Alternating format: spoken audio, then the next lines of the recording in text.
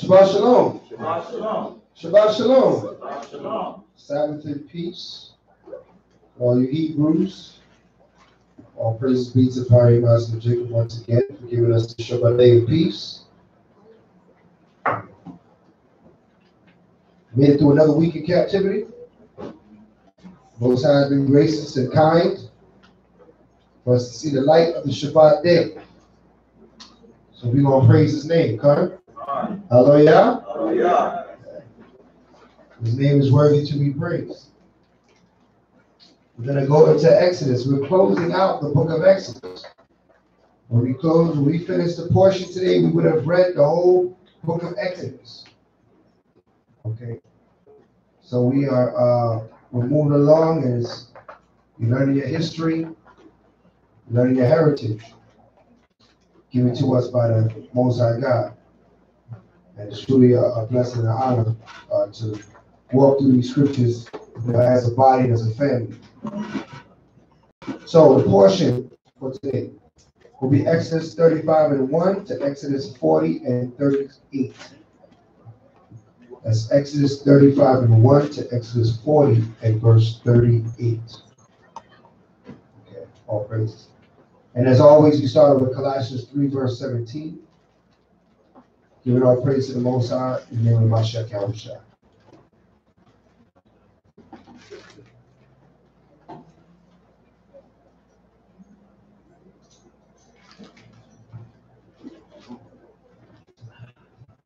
Colossians 3, verse 17.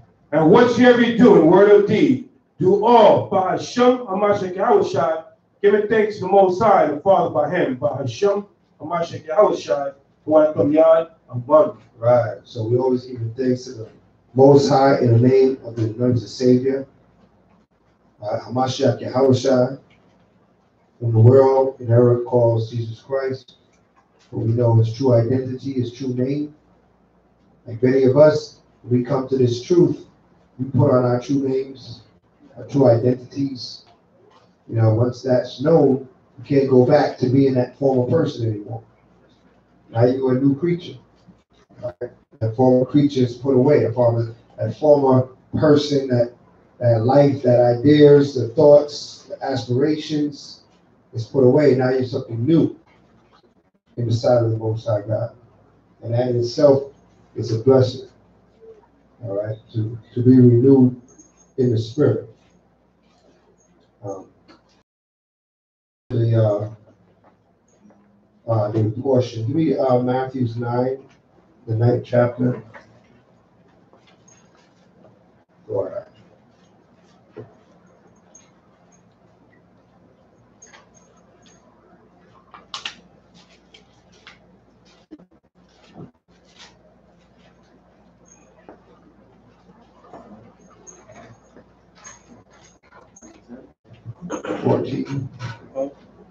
Fourteen. Matthew verse 9 and 14. Then came to him the disciples of John, saying, why do we and the Pharisees fast off, but thy disciples fast not? Right. Mashiach Yahushua said unto them, can the children of the bride chamber mourn as long as the bridegroom is with them? Right. But the days will come when the bridegroom shall be taken from them, and then they shall fast. And then they shall fast, right?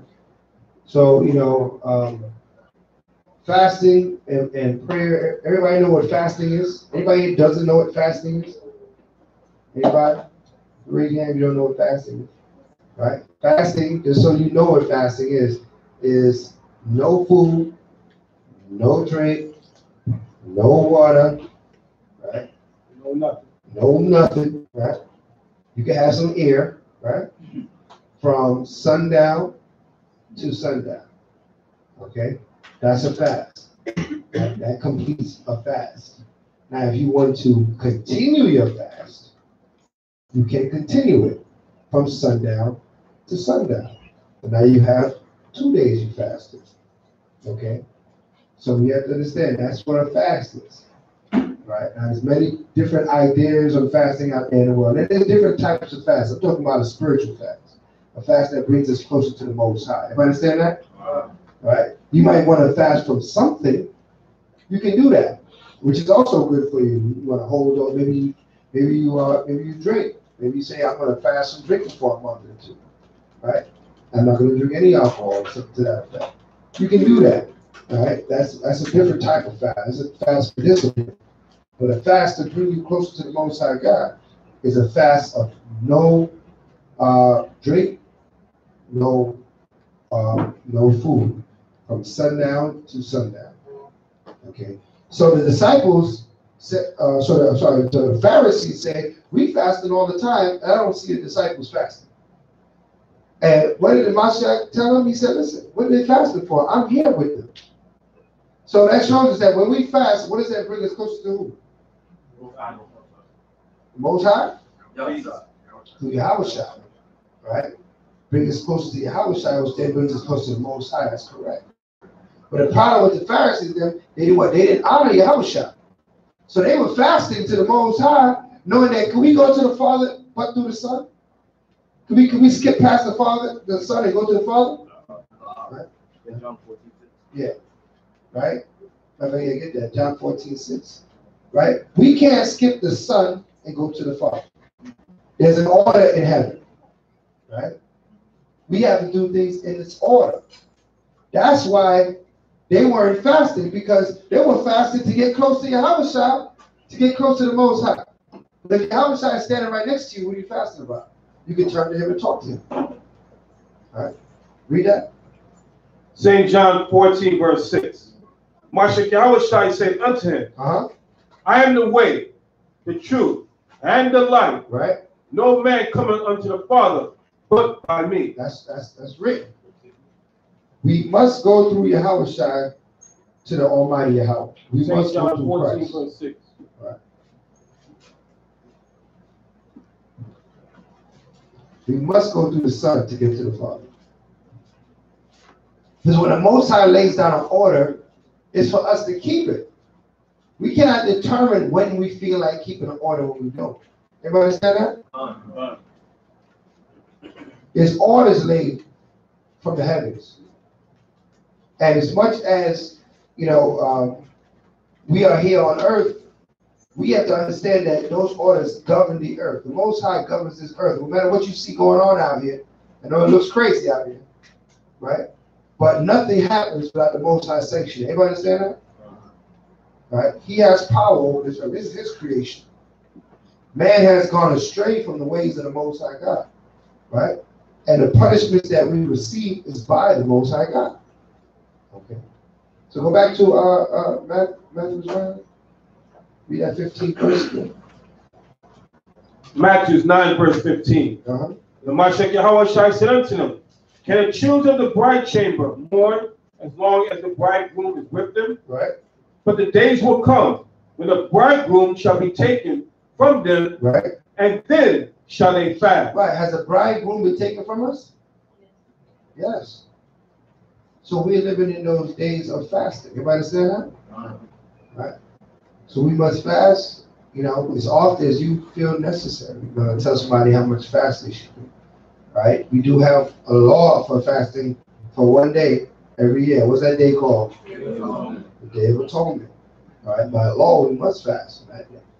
But we fast, but you ought to fast often, as the Pharisees were fasting now that Yahushua is not with us. Right? To get closer to him. All right? Let's read on. 16. No man put up a piece of new cloth until an old garment, right? But that which is put to fill it up, taken from the garment, right? And the rent is made worse. Come on. Neither do men put new wine into old bottles, right? Else the bottle break, and the wine runneth out the bottles. We know. The bottle perish. The bottles perish, but put the new wine in the new bottles, and both are preserved. Right. What does that mean? When you get a new spirit, new information, right? Now you're a Hebrew Israelite. You got to change things about yourself. You can't be the same, right? Because you're going to explode, or you're going to waste the knowledge and the wisdom that you receive. You got to become a new bottle. so that this new wine that's in you can what? Be what? What's the word it said? What's the last word of that verse? Preserved. So you can be preserved. What does that mean? That you can last on and on and on. Okay? But if you try to stay the old ways and you get all this new wisdom, it ain't going to work. So you can be fighting against yourself. Right? You're going to destroy yourself. Right? And vice versa. Right? You try to be new on the outside, but you want to keep your old ways on the inside. Right? You get the old mentality. Yeah, I got fringes on, but I'm still, I'm still Raheem. Right? In the back of my head. I'm still hanging on the club. I'm still on the block. I still want to do what I used to do. All right? You got to make sure you're changing on the inside and the outside. You understand that? So that the wisdom that you receive is preserved. It will last. All right? This will not be a temporary walk. It will be longevity in what you're embarking on. When you become a Hebrew Israelite, or when you wake up to the fact that you're a Hebrew Israelite, I should say, right? This is a life-changing event. You cannot go back to being black, all right? You can't go back to being Negro. Everybody understand that? Because what happens if you go back? Let's get that real quick. And then we'll start the portion.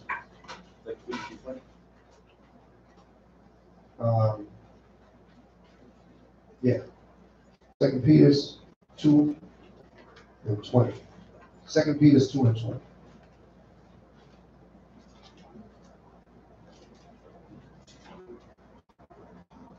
Second Peter 2, verse 20.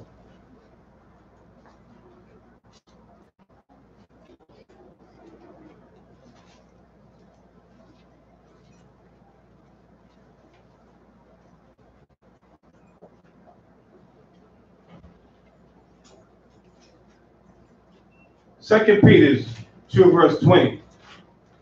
Where after they escape the pollutions of the world, right, to the knowledge of a Mashiach, they are getting tangled therein and overcome. The latter end is worse with them than the beginning. Everybody understand that? Somebody break that down to me. Somebody give me some wisdom on that.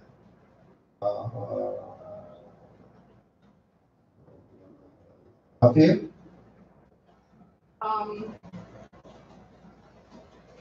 Basically, like if you accept the word for what it is, but then you kind of backslide, you were better off not knowing than knowing. Why? Huh? Why are you better off? Why are you better off not knowing? That goes with that scripture, a dog turns to its own vomit, right? Okay. That's saying the same thing, but I mean, I don't know. I mean, you say you're worse off, right? You're worse off, okay. Like going back, yeah. So let me pose the next question. Why are you worse off, Jaquar? Because after you learn you learn the laws of the Bible and the truth, you get a different judgment than you didn't know. Why is that? You didn't know, you get almost have mercy on you. You don't know. But once you learn and you still don't comply, then there's consequences because you know better. Right. Yeah, I mean, you will have considered sinning. That's right. You're sinning willfully now. Cut. All right. That's what's all is correct. All right. Good enough. Shayla. I think the scripture says that he would have mercy on Sodom. On who? On Sodom. Than he would you, knowing what's right. Oh, he had more mercy on Sodom than with you. Yes. Right. If you do what's right. That's a poetic way of saying that he's not gonna. It's like when your children reach a certain age. When they're young and they do silly things, don't do that, right? You fix it. You say, you instruct them. But once you know they're of age that they should know better, right? Then what? All that talking is out the door, right or wrong, right? Now you know they know better. You're convinced that they've been taught, that they've been educated, they have this wisdom. They just choosing to do what's wrong. And now what? Now the judgment is worse. So he said that latter end is worse, right? It's worse for you It's bad when you're in ignorance. It's worse when you're not in ignorance. Everybody understand that? Let's read on.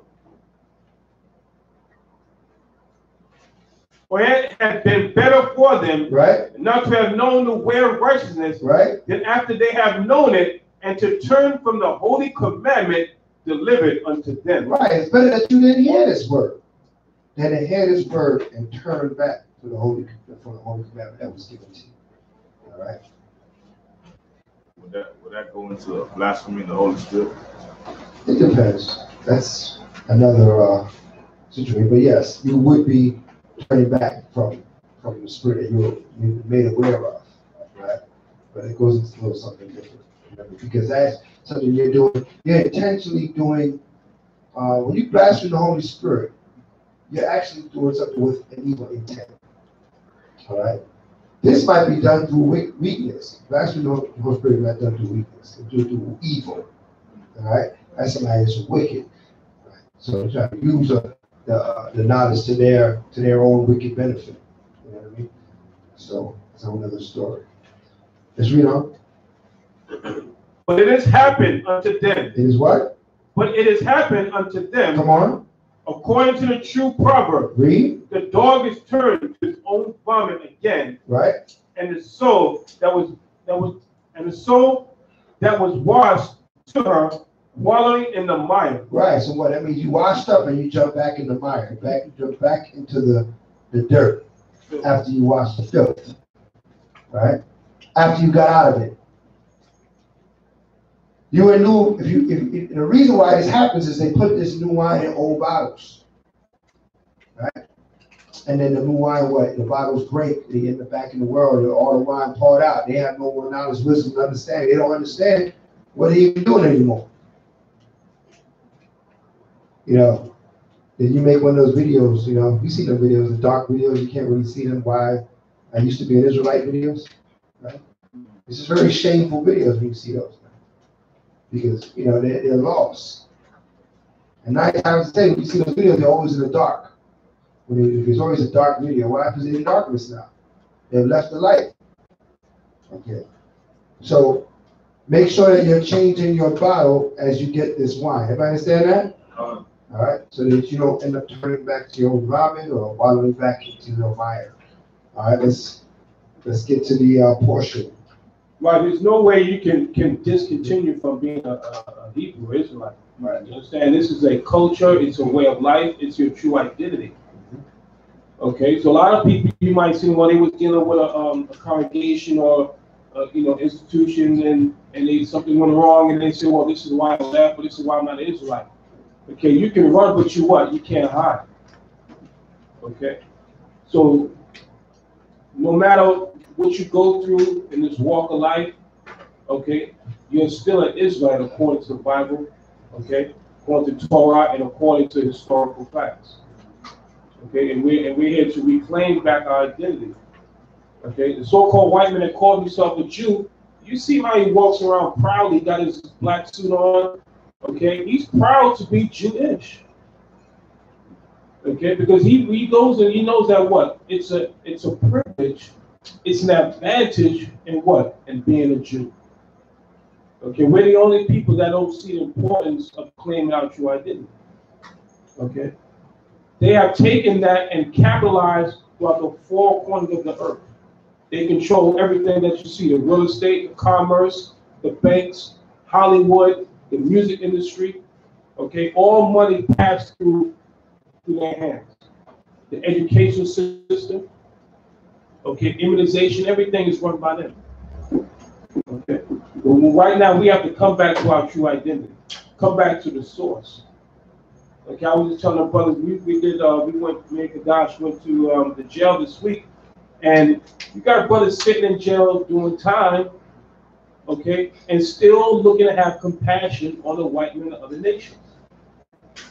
Okay, a couple of times I go to court, support brothers when they got a court case, and you should see the way these the prosecutors, the attorneys, they sit down, crack jokes, laugh, make fun, and cats going before the judge getting 30, 40, 50 years easy.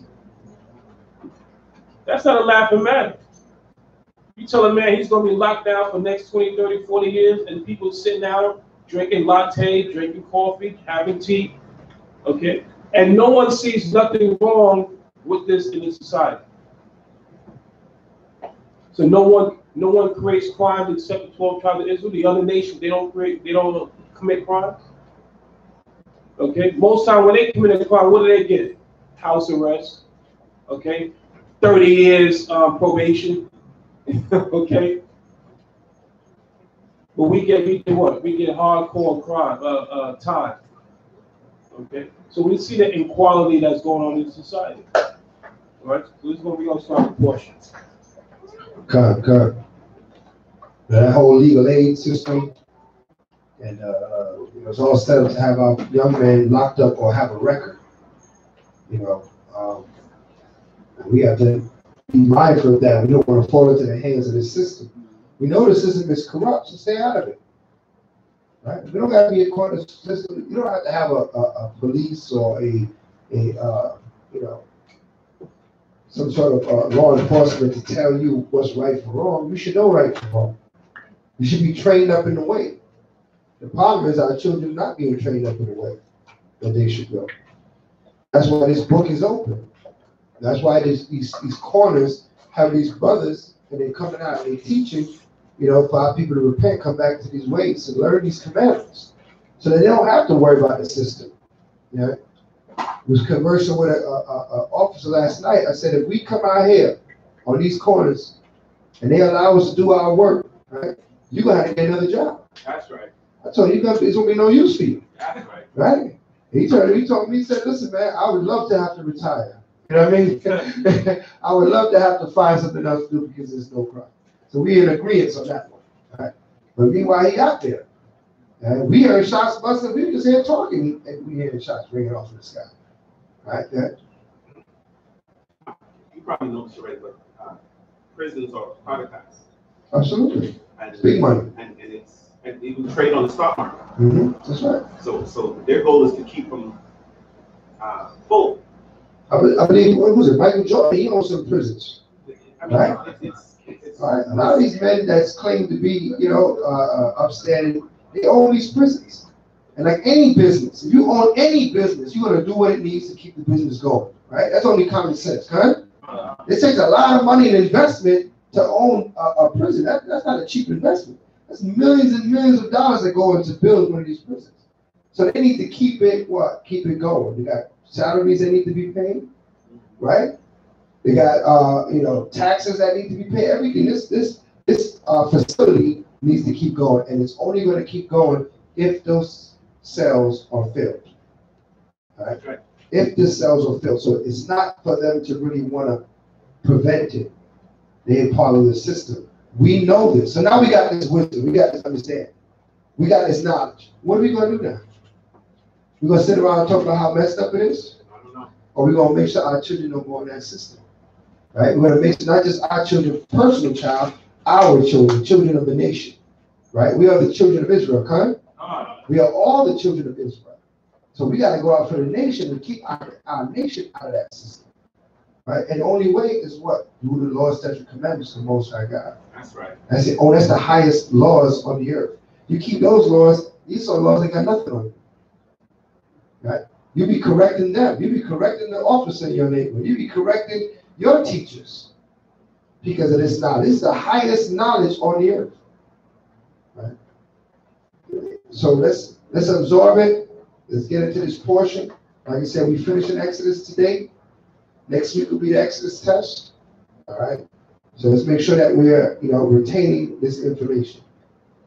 Again, the portion today is Exodus 35:1 to Exodus 40:38. Exodus 35, verse 1. And Moses gathered all the congregation of children of Israel together and said unto them, these are the words which the Most High hath commanded, that ye should do them. 6 days shall work be done, but the seventh day there shall be to you a holy day, a Sabbath of rest to the Most High. Whosoever doeth work therein shall be put to death. Right, so it was not something that was taken lightly. 6 days shall do thy labor. The 7th day is the Sabbath. Right? We're not to do any work on this day. What else we're not supposed to do on this day? Say cook. Right? Why can't we cook? What does the scripture say? Do what? Right, we can't kindle in fire. Kindle in fire is what is cooking up food, making a fire, cook food. Right? Go ahead. I had a discussion coming in this morning, and I said, my comment was you shouldn't microwave that. It's a Sabbath, and the response was, that's not killing the fire. You know, that's Israel, man. Israel always look for a way around something. I'm sure they're watching, so just say next time. Right. Yeah, but nice and clear. No, you cannot microwave anything on the show.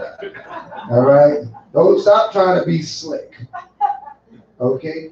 If you're not supposed to, just for one day, the most I, you know, you got to look at it this way. One day he asked you for. One day.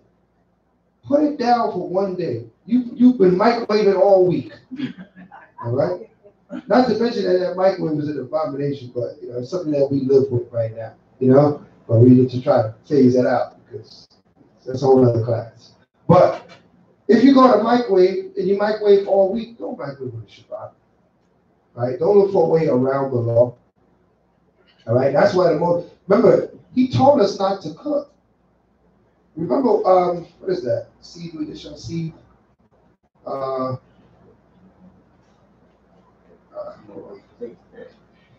Bake what you're going to bake, seed what you're going to seed, for tomorrow's the rest.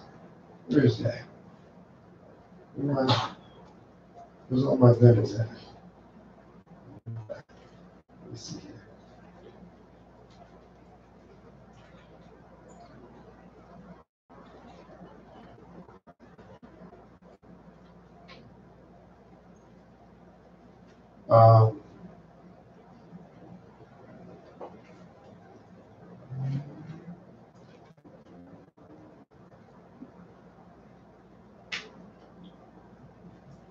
Exodus 16:23. Exodus 16:23. Let's look at that real quick. Now, you gotta, dealing with Israel, you always gotta bring scripture, because I can tell them not to do it. They're like, yeah, right, I'm doing it anyway. So we're gonna see what scripture's saying. Right?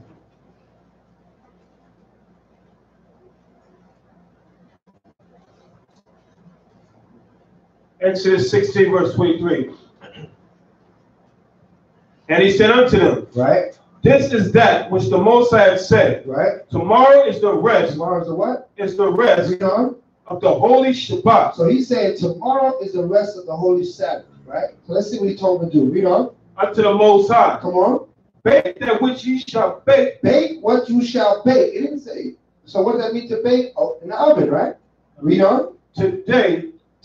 Read on. And see that you will see. See what you shall see. What is that? Cooking. Right? A seething is cooking. Right? Read on. And that which remaineth over, lay up for you to be kept until the morning. Lay it up for you to be kept until the morning. Meaning what? So you can eat tomorrow. Okay? Take care of it today. So you can eat tomorrow. Because why? Tomorrow you can't do this. You can't bake and you can't see. So he's letting us know, do it now. That's what the 6th day is for. Right? From Thursday sundown to Friday sundown is the 6th day. That is a day called a day of preparation. What are you preparing for? The Sabbath day. So from Thursday sundown to Friday sundown, you should have got all you need to get together, food-wise, for the Sabbath day. Everybody understand that? That's your time. That's your day of preparation. The 6th day. Okay. So it didn't say find a different way of cooking it without kindling fire, right? They said don't cook it, don't seed, don't bake. All right. So just want to pull that word so we understand clearly that it's saying don't cook. Also, give me we're talking about the Sabbath day. Give me Nehemiah 13 and 18. 15. All right, start with 15. And the priest keep it on point.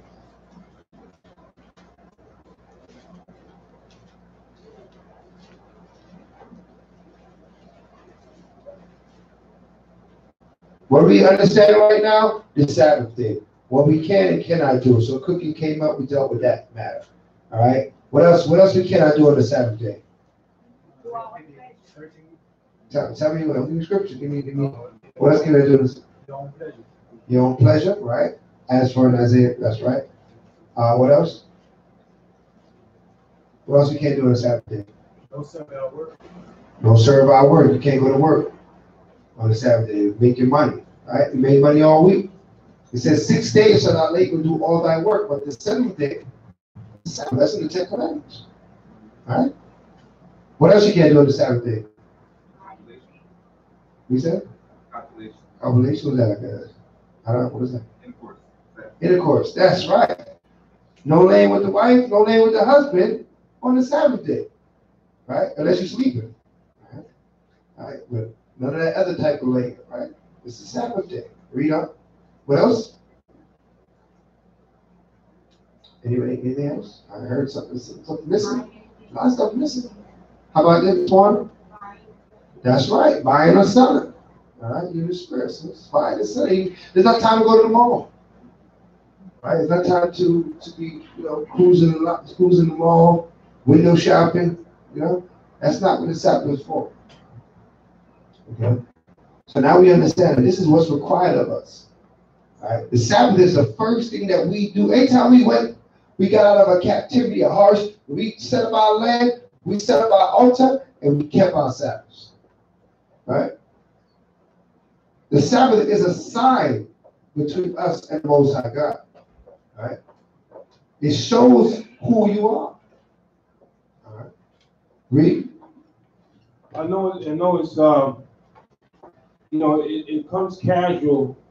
It wasn't mentioned. We also is what? Using our own words. Mm-hmm. A lot of us, we having conversations on the Shabbat that we shouldn't be. Okay, so nobody mentioned that. Huh? I was going to say thoughts. Right. Your thoughts and words. Thoughts, right. You was going to say we did. Yeah. Right. So, these are things like you say, we casually do it. Okay, because I always look to do like physical things, but thoughts and stuff that come out of your mouth, okay, should be held back on that day. That we devote ourselves solely, okay, for the worshiping and putting ourselves and lead with the Most High Shai and His law, statutes, and commandments. Huh? Was that Nehemiah? Nehemiah 13 and 15.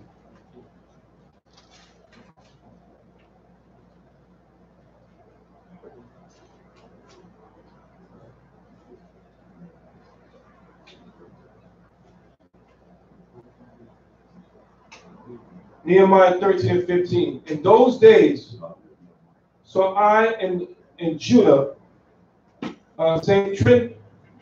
treading wine presses on the Shabbat, and bringing in sheaves, and laden donkeys, as also wine, grapes, and figs, and all manner of burdens, which they brought into Jerusalem on the Shabbat day. Mm-hmm.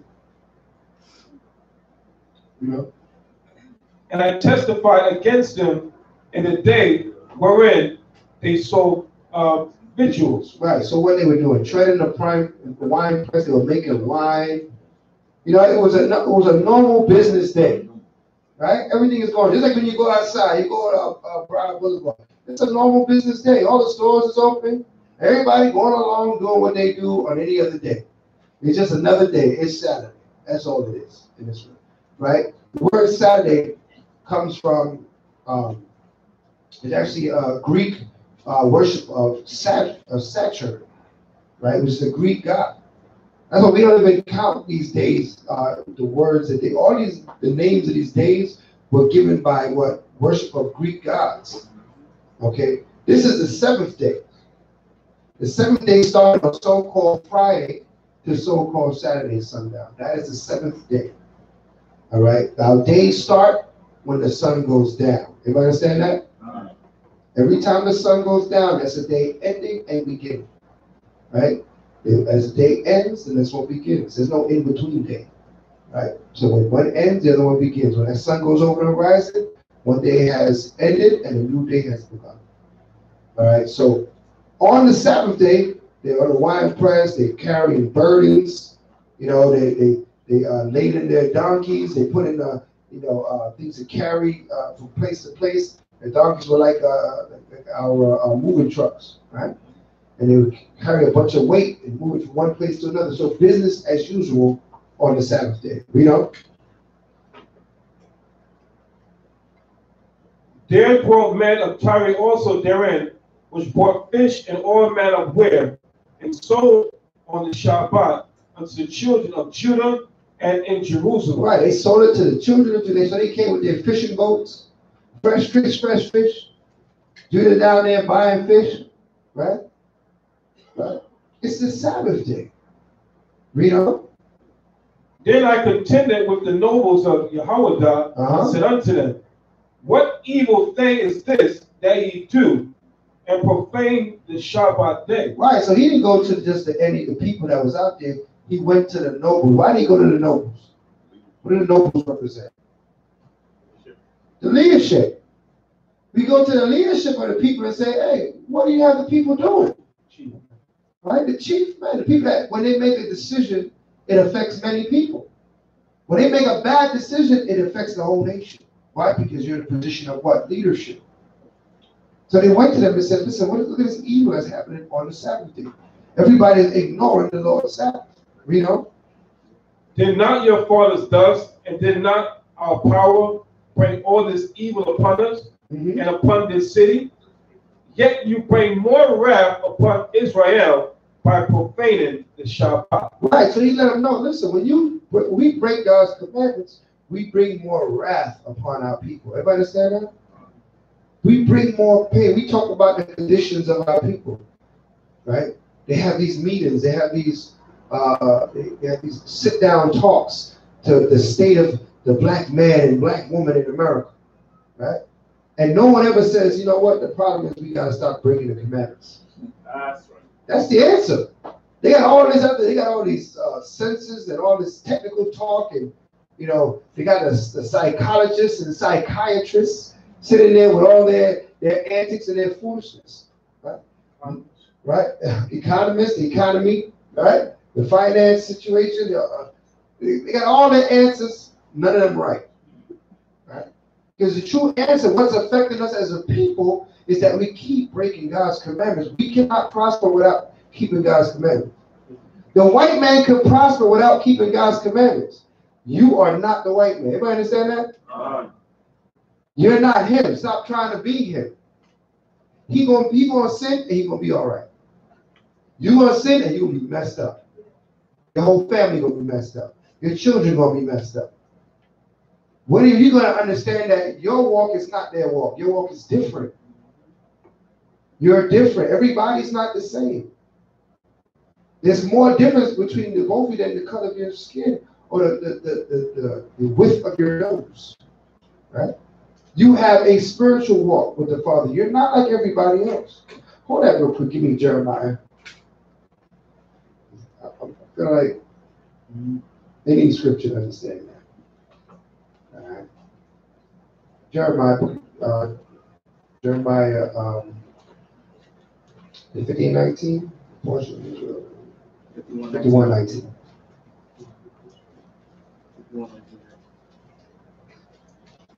51:19. Come.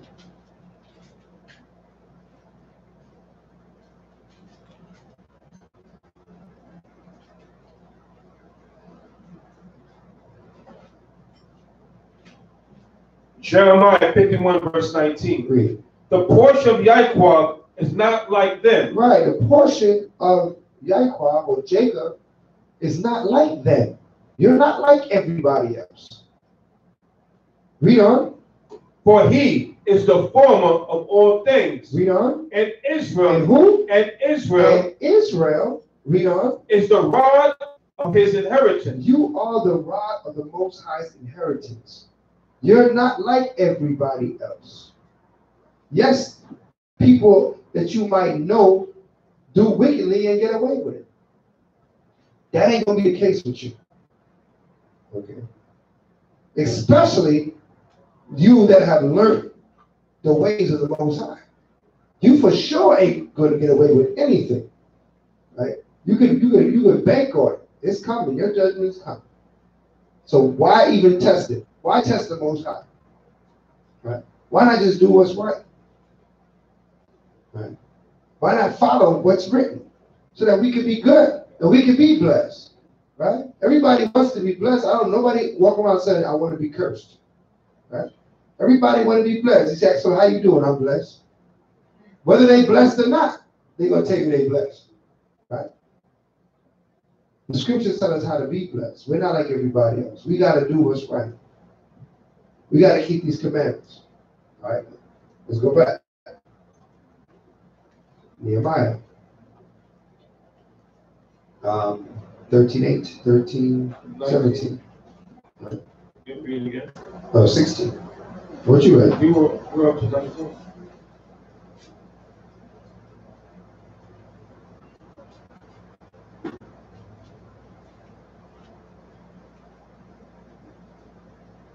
No, 18. Okay, 18. You read 18. You're not your father's. No, you started 18, but I cut it off. Did not your fathers thus, and did not our power bring all this evil upon us and upon this city? Yeah. Yet you bring more wrath upon Israel by polluting the Shabbat. Right, by profaning the Sabbath. That we bring more evil. We're tired of the evil happening in our communities, amongst our people, amongst our families. Bring the law, statutes, commandments to your community, amongst your people, and amongst your families, so that the evil will cease. Okay? Verse 19. And it came to pass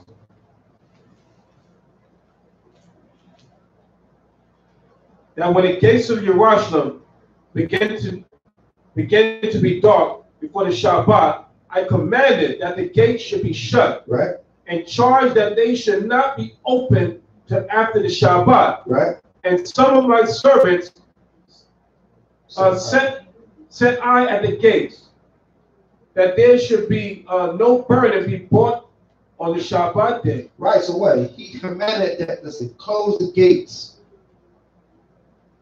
until the Sabbath is over. Okay? Close the gates till the Sabbath is over. Whatever you're doing, stop it till the Sabbath is over. Everybody understand that? Read on. So that the merchants and the sellers of all kinds of ware lodge without Jerusalem once or twice. Yeah, and that shows us that, you know, we are like the catalyst to a lot of this, the earth's finance or their commodities. They make money off of us, man. We're like the biggest retailers on the earth, man. We buy everything. Every nation comes to our neighborhood to sell whatever that they do, right? Can you imagine the Chinese fly all the way from China to come cook 4 chicken wings, French fries for you guys? And you guys buy it up, man. They get it millions, right? That's a long way to travel just for 4 chicken wings, French fries, right? Right? You got Arabs selling you pizza. Arabs don't even eat pizza, right? But they sell it to you with the pepperoni, right? So you have to understand that, you know, just even biblically, history-wise, all these nations came to sell to us. That we closed the doors on the Sabbath, they didn't even leave and say, well, we'll go by somebody else and sell our stuff there. They waited outside the gate till the gate opened up, because they knew that what? Them Hebrews like to shop. Okay? They're going to buy our stuff. Okay? To show that this is not something that just happened here in America. This is something that the world knows about us. The world knows about us, right? So we got to make sure that we are conscious and say, nah, man, no more. We're not gonna use us anymore. All right, we're gonna depend on our own. We're gonna deal with our own. All right, let's read. What was the recent incident happened of proving what the ministers bringing out? The whole thing with Gucci. The whole thing with 50 Cent and Mayweather going back and forth. You understand? And the next day he was like, from head to toe, he had on Gucci. Okay, I think Soldier Boy, they just, before that, gave him an endorsement. Because he was walking around with that Gucci headband, they gave him a major endorsement. I don't know if They shut him down. Huh? Soulja Boy shut him down. He said no more Gucci. Right, but I'm saying he just got an endorsement from them. Oh, from Gucci. Yeah. So, Okay. so I don't know if he went back and said I don't want the endorsement no more, or what that is. Well, after he spoke of the way he spoke of, he ain't gonna get it no more. I'm pretty sure that was a breach of contract, Right. right? Because he said Gucci's dead. But still in all, they at little points in time you might see a little spark of a little bit of sense in their heads, Right. but it's so far lost, you know what I mean, from the come full circle, you know. But that was a good example, you know.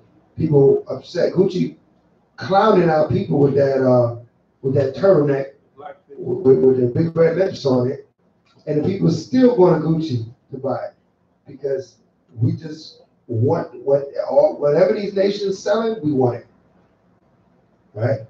They're gonna sell you a sweater for $5,000. How dumb could you be to buy a sweater? What is that sweater gonna do for $5,000? Right? A belt like for $1,000. Right? What are you doing with a belt that costs $1,000? That's dumb. And the pants still sagging. And somebody, you fresh. You fresh. You Kodak fresh. And I stay fresh. Kodak, you know? You look like a clown. First of all, you got people's names all over you. A bunch of homosexuals at that, right? Versace. And you wear all these names. You don't know half of what these names mean. That's all vanity. Vanity what? Vanity means what? It has no worth. Right? There's no worth. There's no spiritual value. So it's vain. Right? The core word of vanity is vain. These things are vain. Right? So you know, $3,000 sneakers. Right? So pressed to spend $30 on my sneakers. That's me. Right? But still in all, we gotta have sense, man. You can't have those desires in your spirit no more. You come to the Most High God. All right? You're not gonna see us in a garment with a Fendi headband. Right? Something wrong with that scene right there. Something wrong with you. Your bottle about to break. Because you still got that old wine up in you. Right? We're gonna come to the Most High, we're gonna come correct. Everybody understand that? Come wholeheartedly. That's how the scripture said. He said, you're gonna show me what all your heart, soul, and mind. He didn't say just come halfway. Right? With all your heart, soul, and mind, come to the Most High. Put away all your evils.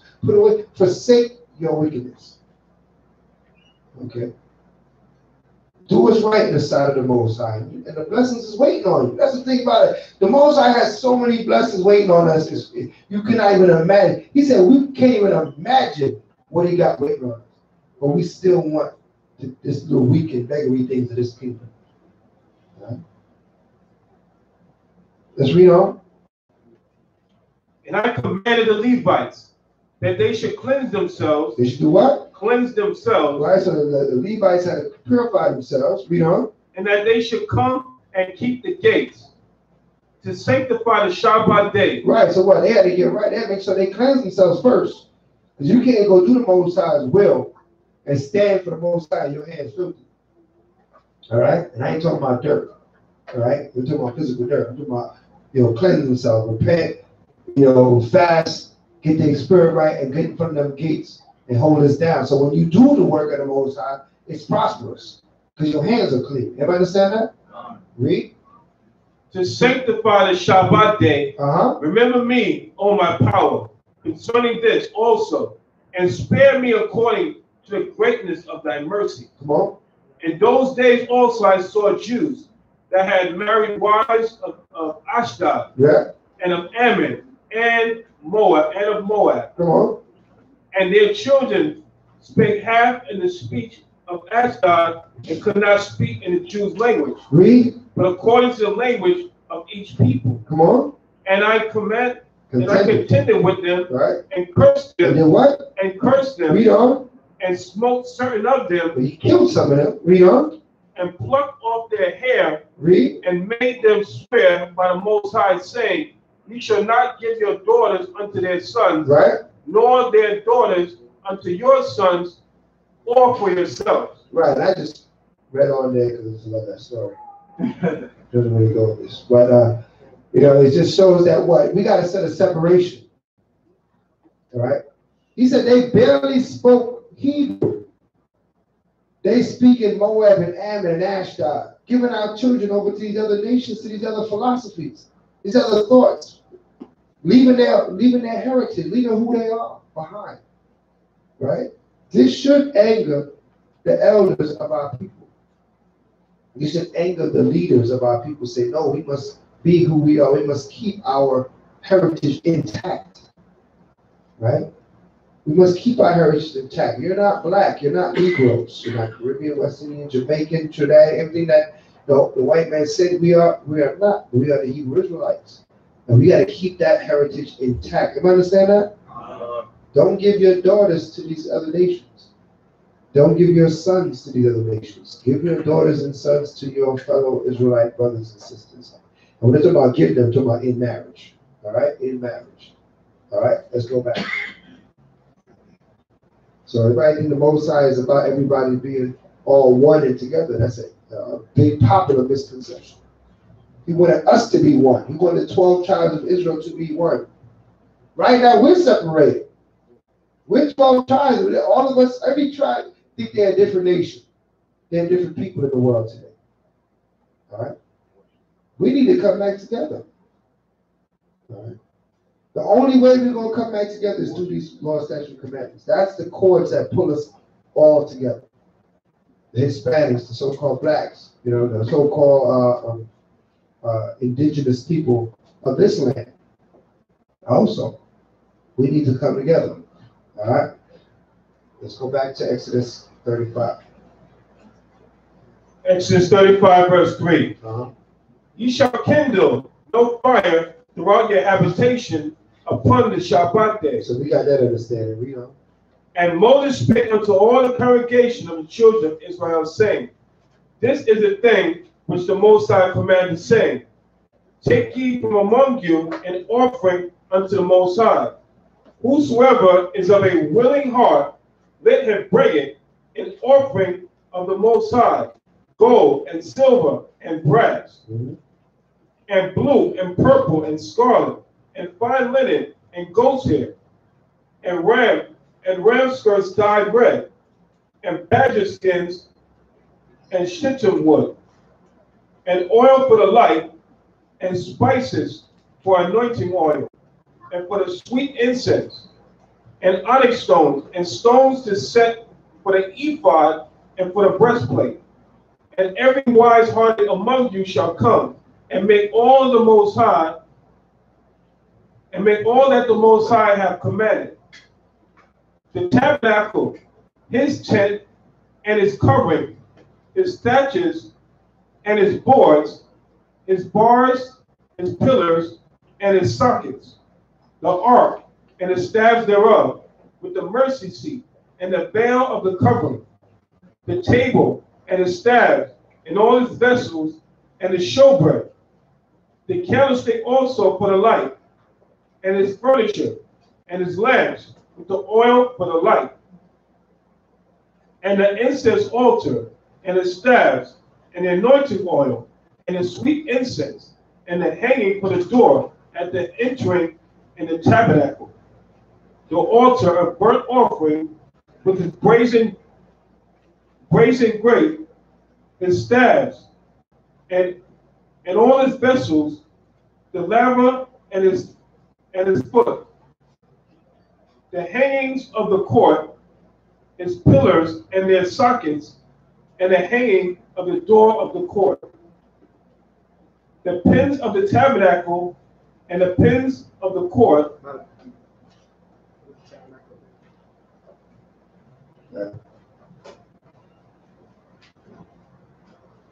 The pins of the tabernacle and the pins of the court and their cords, the cloths of service to do service in the holy place, and the holy garments of Aharon the priest, and the garments of his sons to minister in the priest's office. Right, so they had to bring every piece, all that was wise-hearted, meaning that they had the ability, craftsmanship. Some was carpenters, some was metal workers, some was seamstress or tailors to make the garments, to deal with the different wood, the metals, everything that we needed to build the tabernacle. Okay. Even those of the apothecary to make a confection, which was what? The perfume for the priest and the anointing oil. We needed all that to come and do all that work to build our sanctuary. All right. Even told us what color things ought to be. All right. Showing that what was the colors that they said? Who remembers the colors? Scarlet, purple, blue. What else? This one is a tricky one there. I put it out there and white, right? Because that was the gold skins, right? Right, that's the white. We'll learn about that later on. So these are all the colors, but as you can see, it's a trick question. It's right there on the Mashra Yashua flag. Those are the colors of the tabernacle. All right, those are the colors of our tabernacle. All right, those are our royal colors. Those are our flag. When you see those colors arrayed, that's representing Israel, the real Israel, not the what you see in Tel Aviv, Israelis, right? Those are not the real Israelites. Those are Israelis. We are the Israelites. Very different. You understand that? All right. They're Jewish, right? We're the real Jews, right? Big difference. All right. So, is that my temple up there? Yeah. My tabernacle. All right. So they all put this all together to build the tabernacle that should be up on the screen by now. In a day now. I get a tabernacle.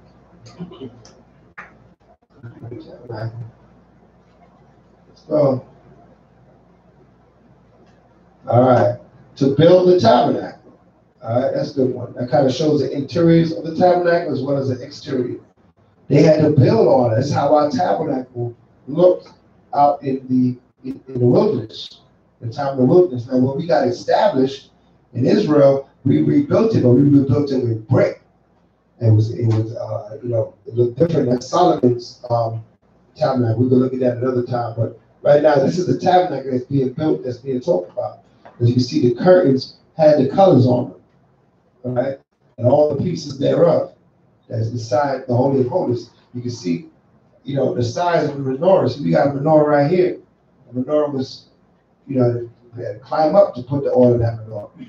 All right, let's read. So that's what the tabernacle of the congregation looked like.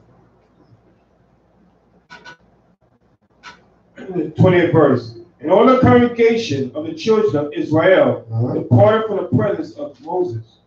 And they came, every one whose heart stirred him up, and every one whom his spirit made willing.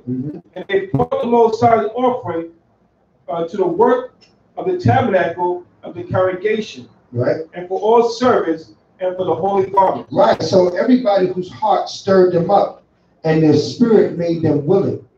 And that's what we do here, even at the lot of Zion. Everybody gives their offering how your heart stirs you up, and how the Most High Spirit make you willing.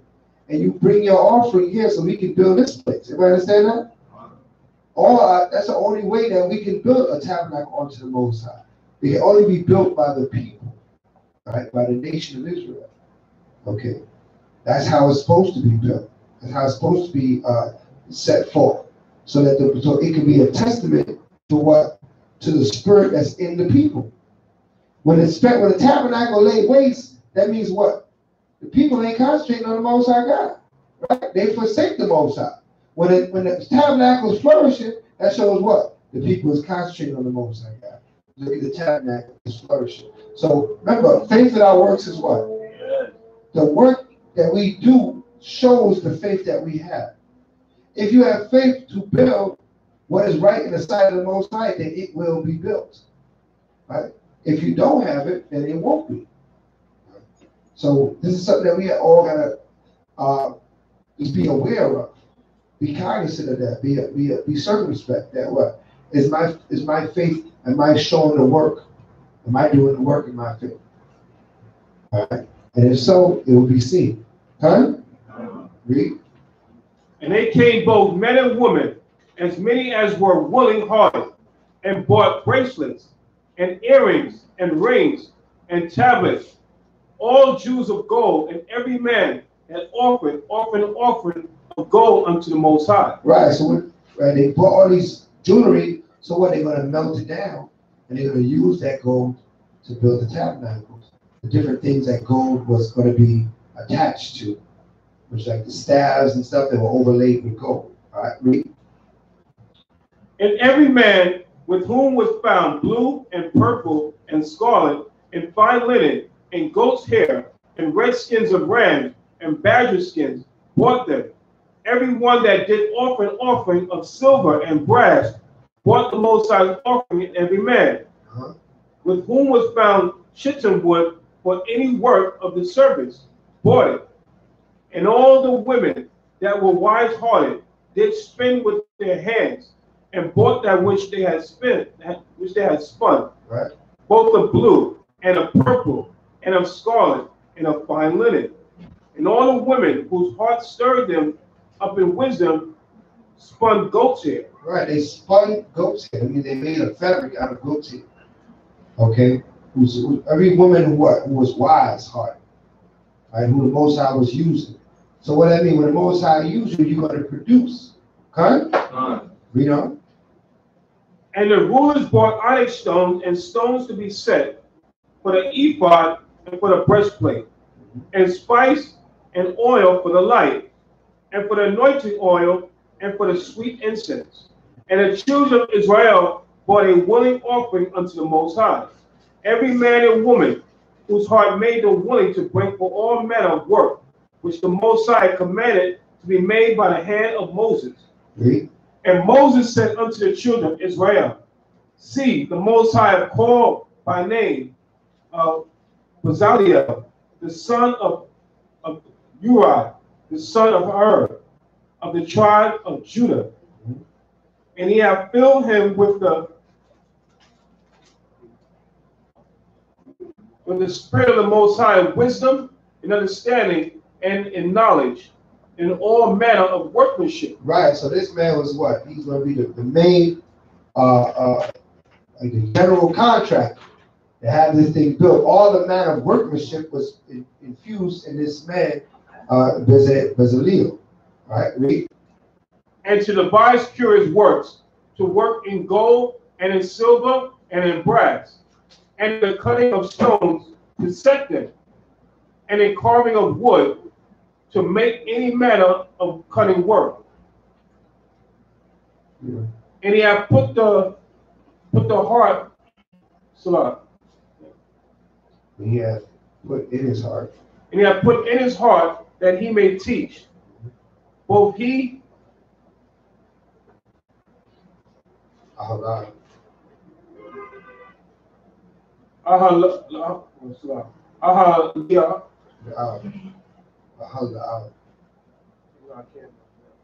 and the son of Abiamelech of the tribe of Dan. Then have he filled with wisdom of heart to the words of all manner of work, of the engraved and of the cutting workman. Embroiderer. And embroiders in blue and in purple and scarlet and in fine linen and of weaving, even of them of any worth, and of those that devise cutting work. Right. So what? All this was done, right? Okay. All this was done. What is this? What's that? All right. Everything was done, what? Very meticulous and very beautiful. Man.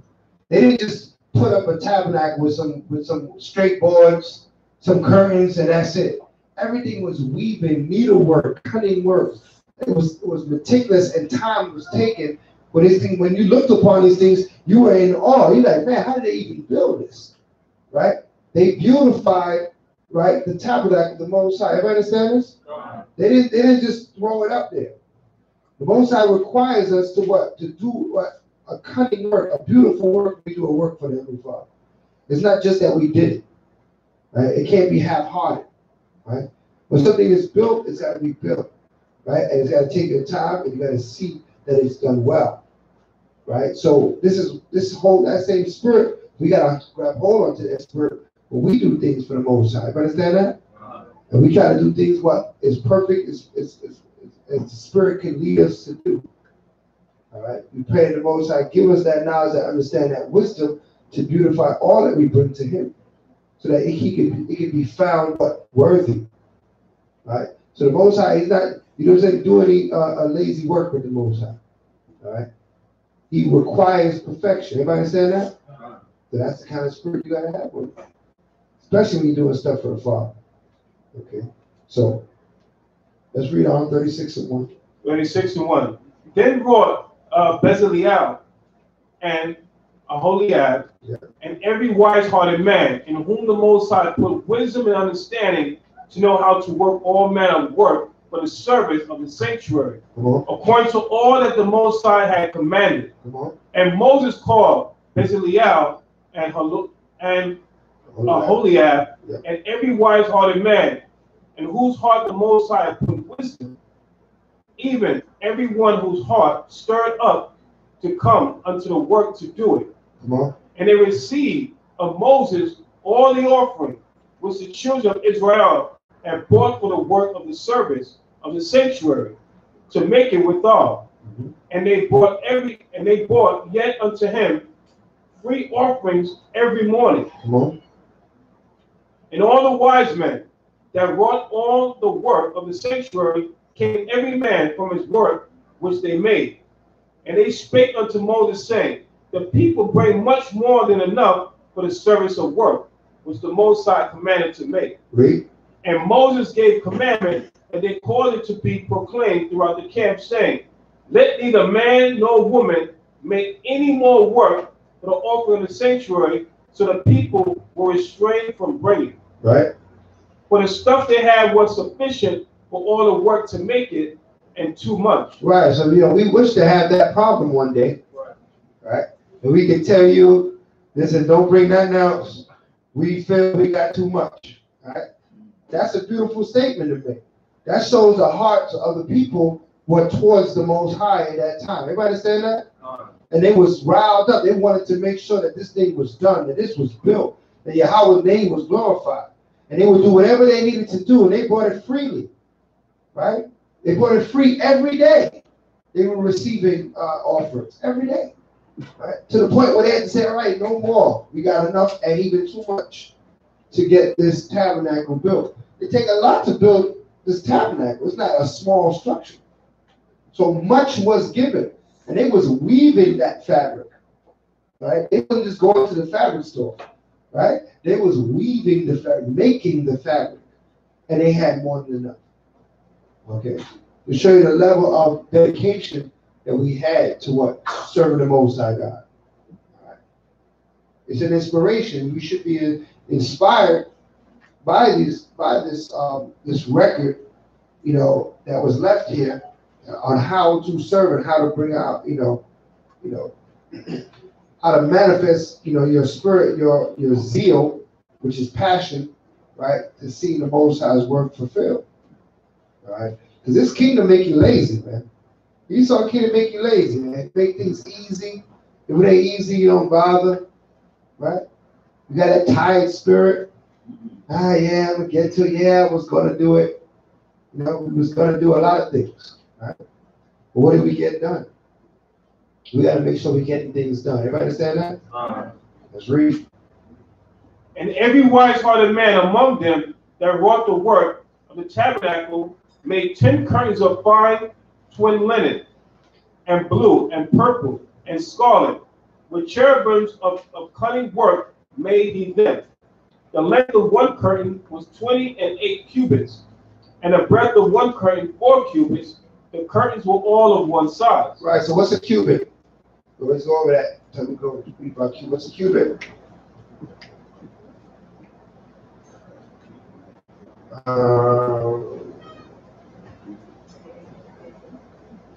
Brianna, what's a cubit?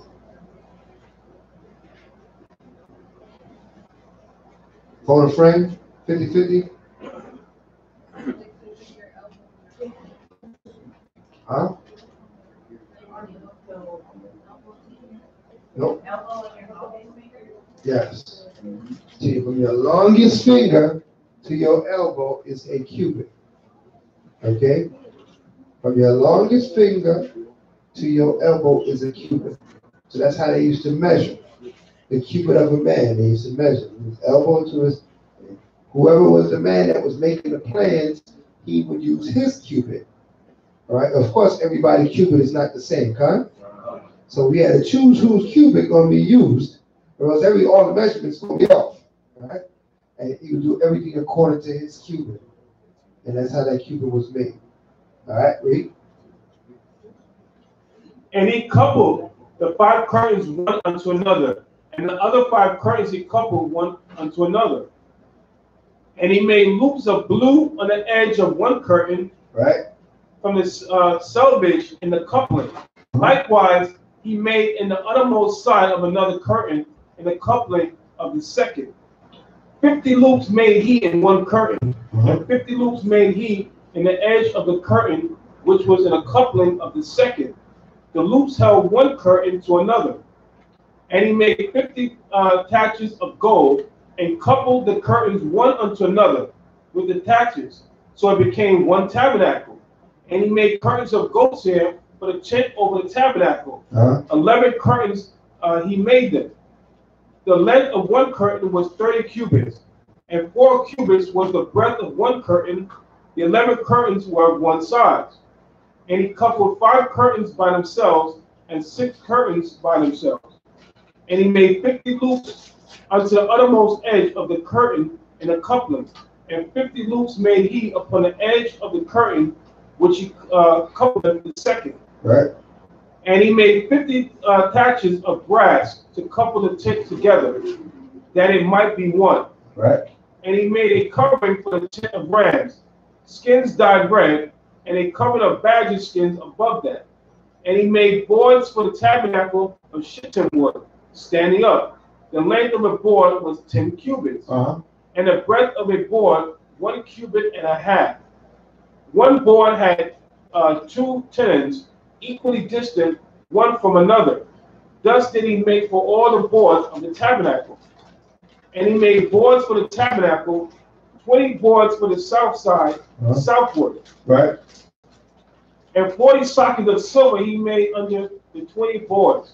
2 sockets under one board for his 2 tenons. All right, so it's going so detailed to even show you. I think this depiction right here shows how the boards were connected with the sockets and the tenons and the curtains that went around the tabernacle. All right, so this is a good depiction right here of how this was built. All right, and you see these curtains. They say we're about 20 cubits high. Right.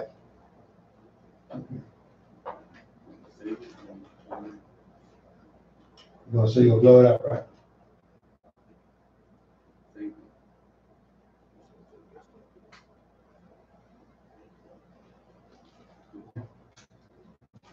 Okay.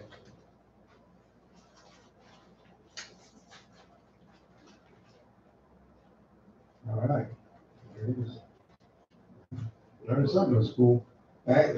So then, so you see the taches and the sockets with all the boards, and these are the curtains that was surrounding the tabernacle. So the tabernacle is the center of that outer courtyard, and you're going to see all this, all that's depicted here is all according to scripture. All right, you see the skins that goes overlaid the top of the tabernacle. Why do they use skins over the top of the tabernacle? It's waterproof, right? So in the rain, and the water would slide off the tabernacle. All right, so this is why they put the skins on top of the other fabrics underneath. Read that. 22. One board had 2 tenons equally distant one from another. Thus did he make for all the boards of the tabernacle.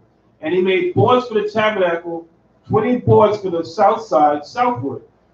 And 40 sockets of silver he made under the 20 boards, 2 sockets under one board for its 2 tenons, and 2 sockets under another board for its 2 tenons. And for the other side of the tabernacle, which is toward the north corner, he made 20 boards. And there 40 sockets of silver, 2 sockets under one board, and 2 sockets under another board.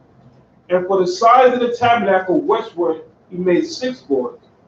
And 2 boards made he for the corners of the tabernacle and the 2 sides. And they were coupled beneath, and coupled together at the head thereof, to one ring. Thus he did both of them in both the corners.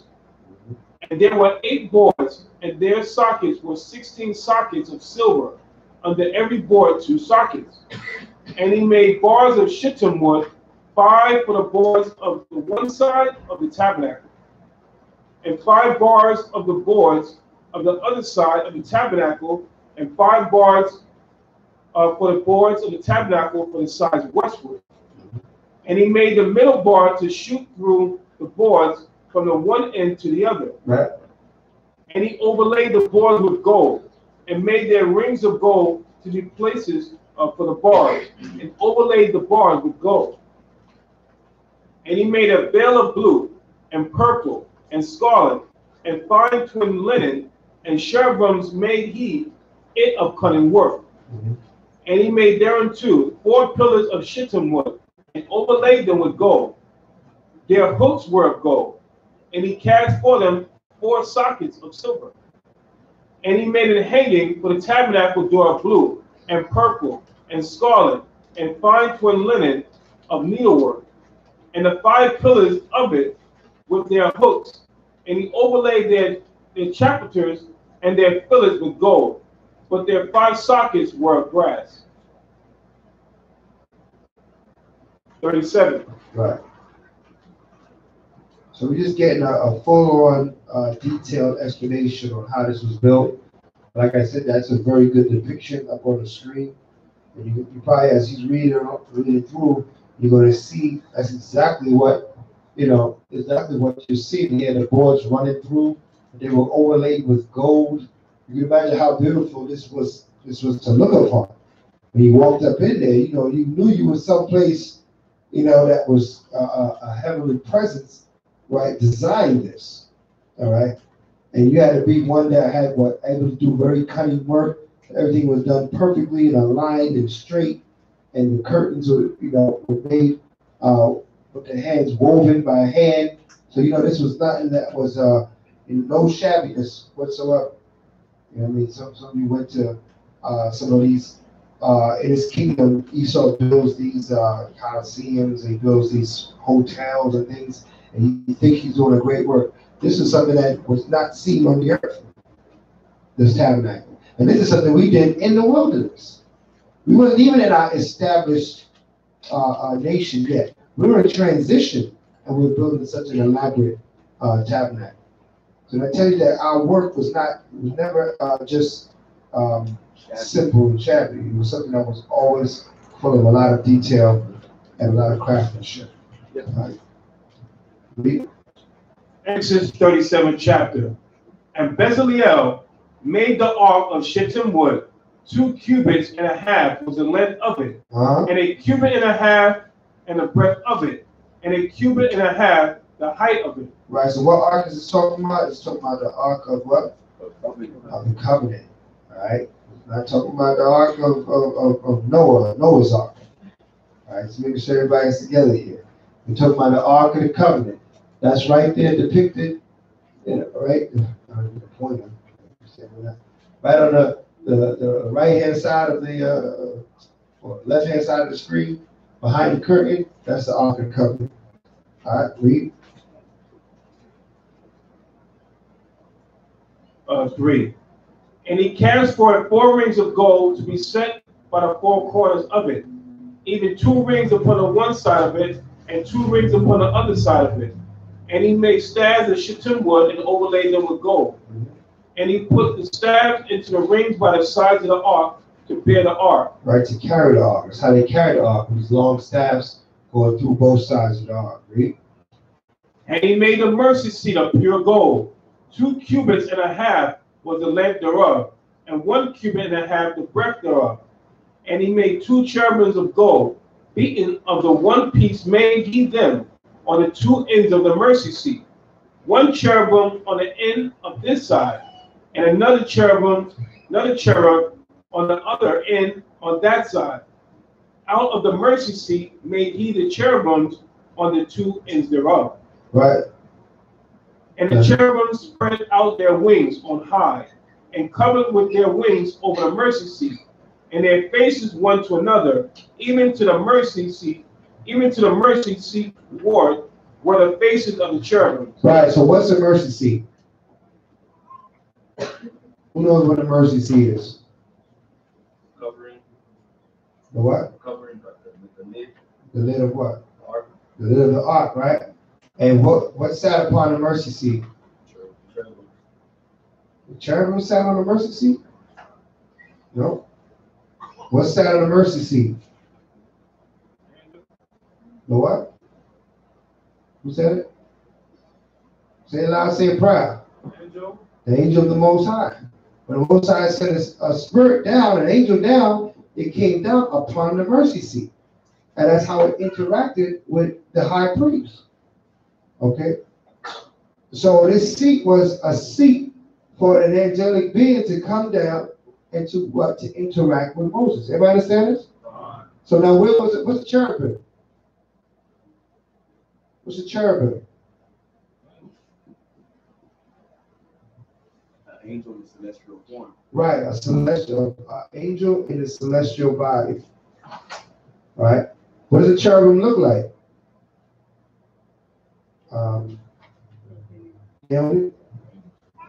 What does a cherubim look like?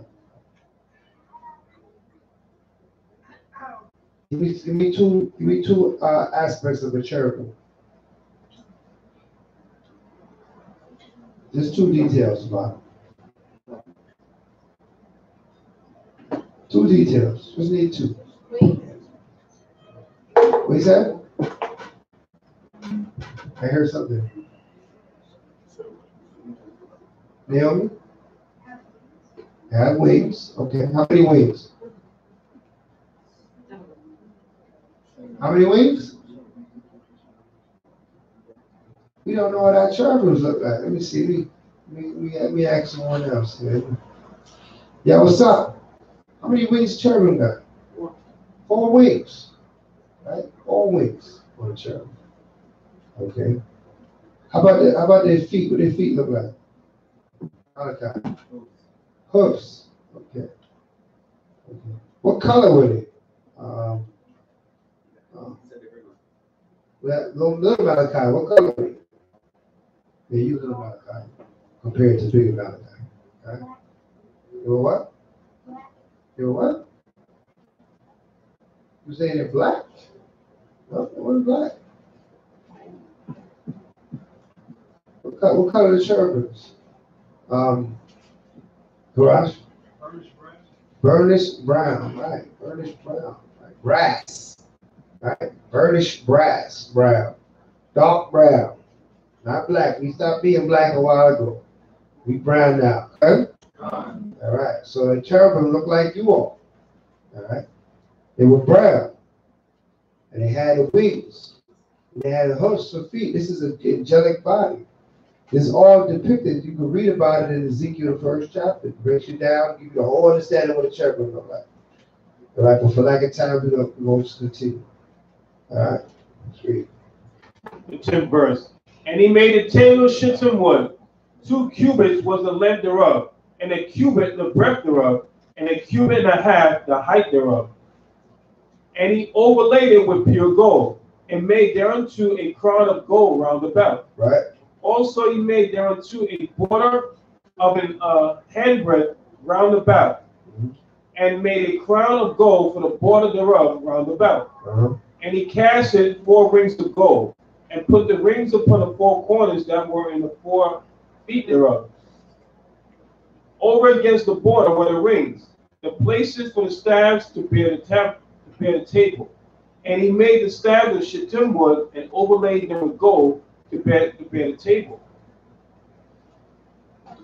And he made the vessels which were upon the table, his dishes and his spoons and his bowls and his covers to cover withal of pure gold. Right. So what table? You see right here, the table's right there. Right. That's the table. That table right there. Right. With the crowns right in front of the veil. No, it's not. That's not that table. That's this table here. This table right here towards the right hand side, because that's the table of incense. So that's the table right there that we're talking about now. That had the spoons and the bowls and everything on it, right? Of pure gold. Read. 17. And he made the candlestick of pure gold. A bead of work made he the candlestick. Right. So this is the candlestick right here. This is called a menorah. How many branches in a menorah? If you see a menorah with 9 branches, what does that mean? They're going off. That's all it means. All right? It's just wrong. That's all it is. And then no special breakdown there. All right? It's supposed to have 7 branches. What do these 7 branches represent? The what? The 7 spirits before the Most High. That's right. 7 spirits before the Most High. 7 churches, which became the 7 churches. But before it became the 7 churches, it was the 7 spirits before the Most High God. All right? And that's what the menorah represents. All right? All right. Let's read on. Hold on. Got a question?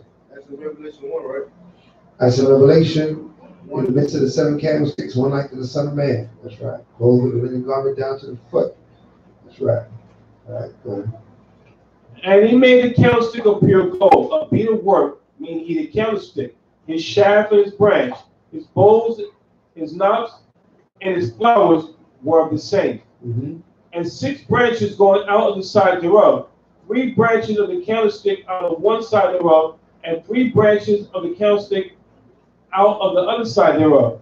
3 bowls made after the fashion of almonds in one branch, a knob and a flower, and 3 bowls made like almonds in another branch. A knob and a flower, so throughout the 6 branches going out of the candlestick. And in the candlestick were 4 bowls made like almonds, his knobs and his flowers, and a knob under 2 branches of the same, and a knob under 2 branches of the same, and a knob under 2 branches of the same, according to the 6 branches going out of it.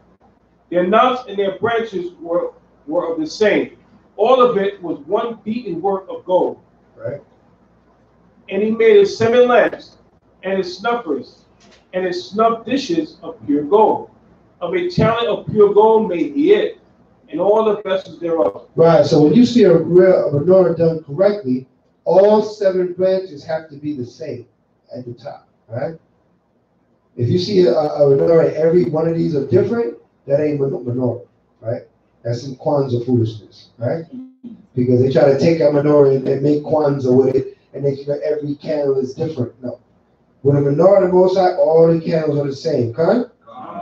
You see, I think that you're gonna see. You don't want to be tricked. You don't want to be fooled or duped. This is what it looks like. All the branches come out of the center branch.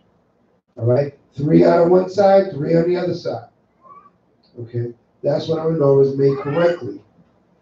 All right, you see other renditions of it. It's not according to Scripture. Everybody understand that? All right, let's read. 25. And he made the incense altar of shittim wood. The length of it was a cubit, and the breadth of it a cubit. It was 4 square, and 2 cubits was the height of it. The horns thereof were the same. And he overlaid it with pure gold, both the top of it and the sides thereof round about. And the horns of it also he made unto it a crown of gold round about. Right, so this is this table right there in front of the veil before the tabernacle. We talk about the incense table. Go right before the veil, right before the veil is in front of the Ark of the Covenant. You got the veil. If you go beyond that veil, what is that area called? Where the Ark of the Covenant is at? The Holy of Holies, right? That's the Holy of Holies. That's the Holies, right? That's the Holy of Holies. Right? So there's even different levels of holy, okay? So understand that when you come to this, you're into the Holy Tabernacle. You get beyond that, you're in the Holy of Holies. All right, let's read. And he made 2 rings of gold for it under the crown thereof, by the 2 corners of it, upon the 2 sides thereof, to be places for the staves to bear withal. And he made the staves of shittim wood, and overlaid them with gold. And he made the holy anointing oil, and the pure incense of sweet spices, according to the work of the apothecary. Right. Apothecaries. Right. So on that table that's outside of the veil, you have what? The oils and the incense. The oils and the incense was right before the veil, right? That blocks the holies from the Holy of Holies. All right. Read. Exodus 38. And he made the altar burnt offering of shittim wood. Right. 5 cubits was the length thereof, and 5 cubits the breadth thereof. It was 4 square, and 3 cubits the height thereof. And he made the horns thereof on the 4 corners of it. The horns thereof were the same, and he overlaid it with brass. And he made all the vessels of the altar, the pots, and the shovels, and the basins, and the flesh hooks, and the frying pans. All the vessels thereof made he of brass. Right. And he made for the altar a brazen gate of network under the compass thereof, beneath unto the midst of it. And he cast 4 rings for the 4 ends of the grate of brass, to be places for the staff. All right, so let's take a look at this. We gotta change this picture now, because this is outside of the tabernacle. Right now we're talking about the altar of the burnt offerings. So let's see where we did it. We didn't do the burnt offerings inside there. We did it out.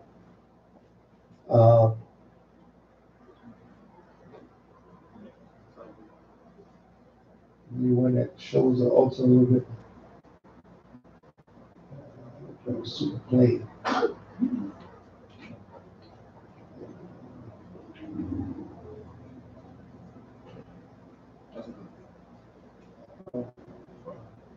guess this one is just a drawer, but this is accurate what's out there.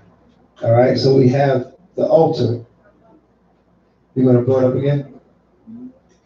Okay. So when you hear about an altar, a lot of people think an altar is a table. Because all the years you go into church, they say go up to the altar, and you always thought it was a table. The altar is not a table.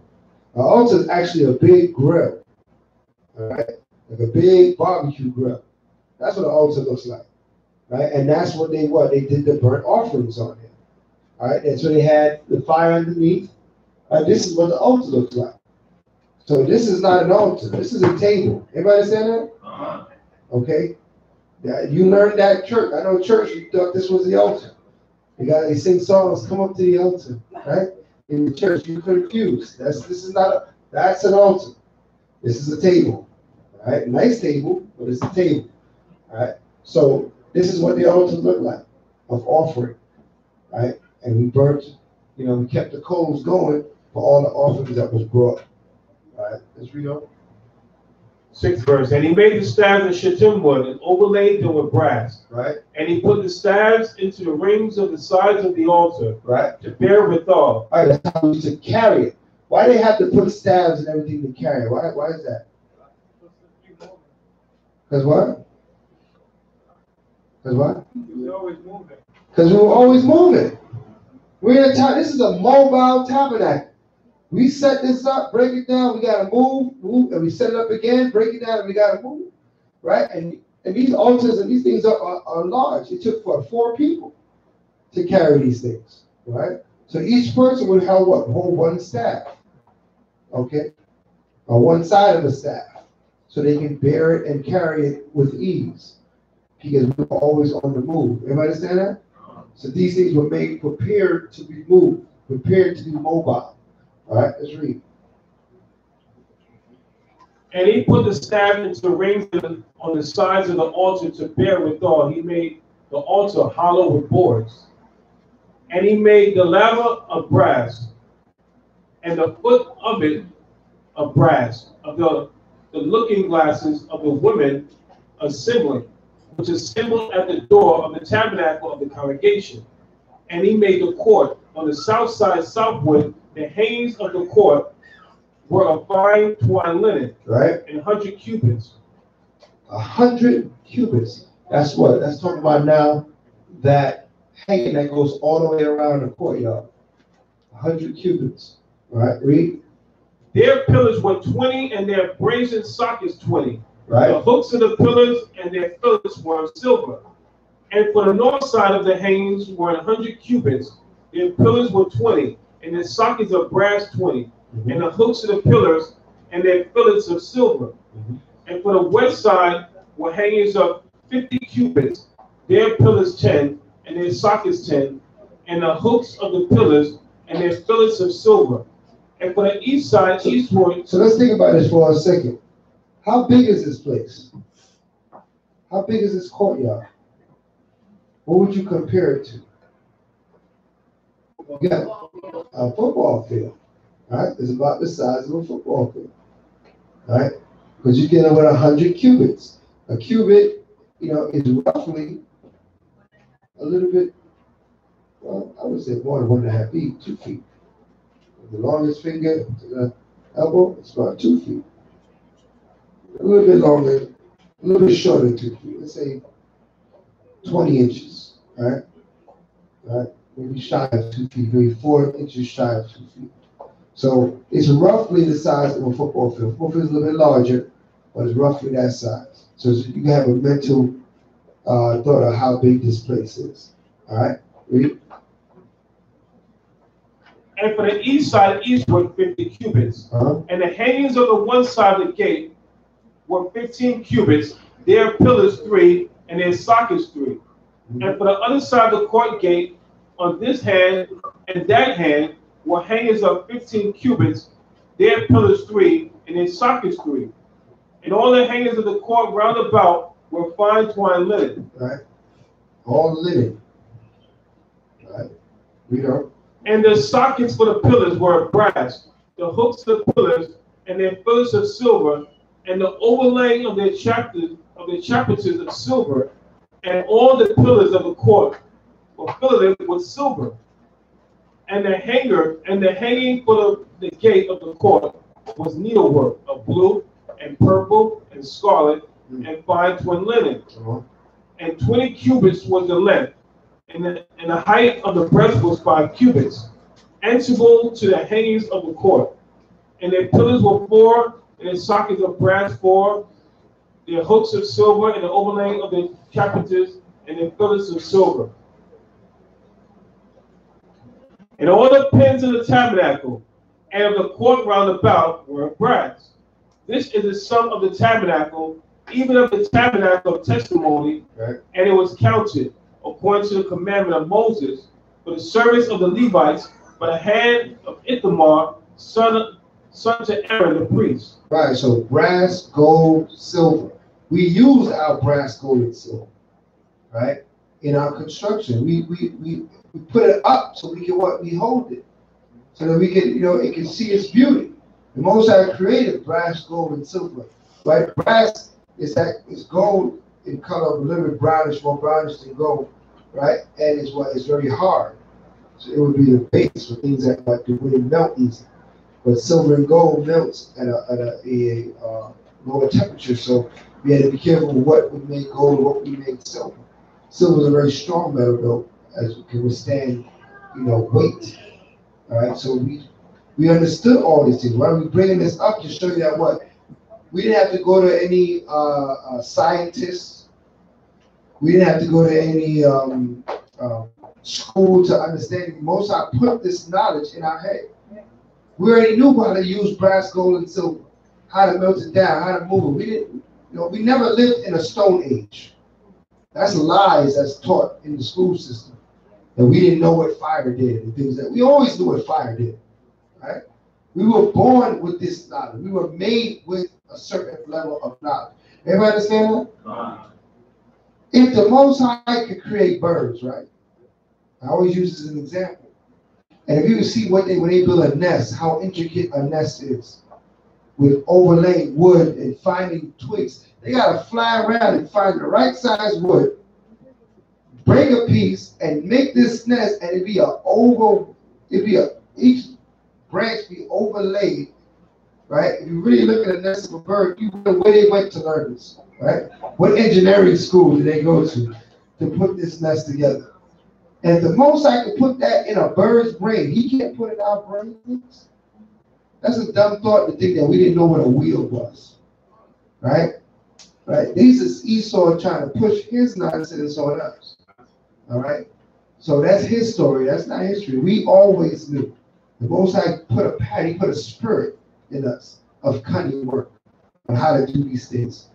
Brass, gold, silver, fabric, weave fabric. Take skins, take the fur off a sheep or a goat and make a fabric out of it. He gave us a spirit how to do that. Okay.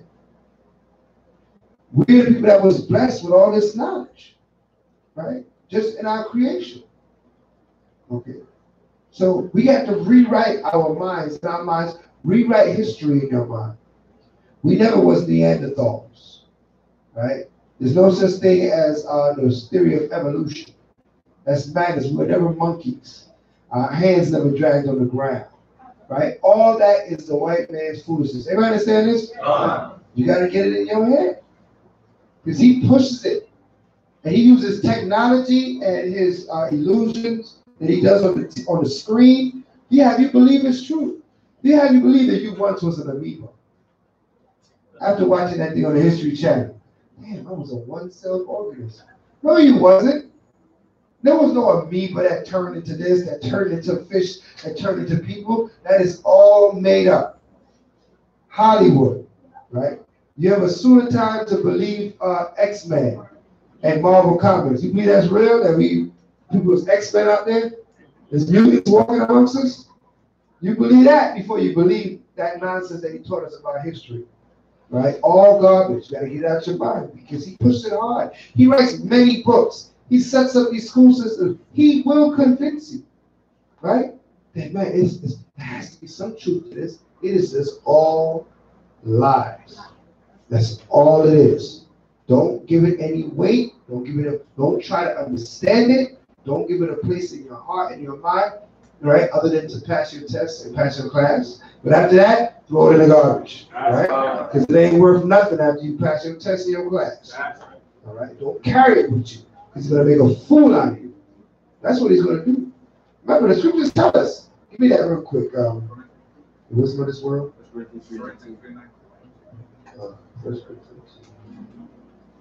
Corinthians 3 and 19.